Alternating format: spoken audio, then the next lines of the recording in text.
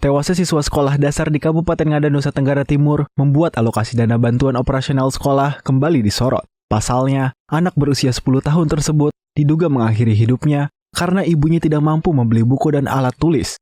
Anggota Komisi 10 DPR RI Muhammad Nur Purnama Sidi meminta pemerintah melakukan evaluasi menyeluruh terhadap skema dan besaran dana BOS, khususnya untuk wilayah tertinggal, terdepan, dan terluar atau 3T.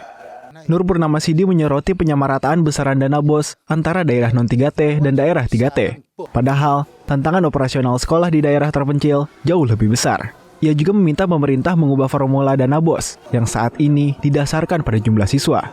Menurutnya, skema ini menyebabkan sekolah di perbatasan dan daerah terpencil mendapatkan dana yang sangat terbatas.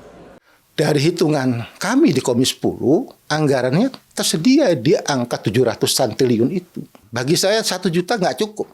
Minimal misalnya di daerah tertinggal yang kemudian itu dia melayani anak-anak kita yang sangat sedikit, misalnya hanya 5 orang. Bosnya nggak mungkin 1 juta. Bisa jadi mungkin 1 orang itu kita alokasikan 20 juta. Agar apa? Agar itu bisa memenuhi kebutuhan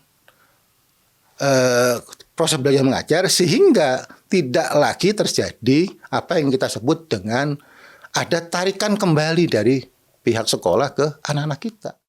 Lebih lanjut, Nur Purnama Sidi berharap kasus ini menjadi momentum evaluasi kebijakan pemerintah di sektor pendidikan. Tidak hanya dari sisi total anggaran, tetapi juga dari sisi formula distribusi agar lebih adil dan sesuai dengan kondisi daerah. Bari Ramadana, TVR Parlemen melaporkan.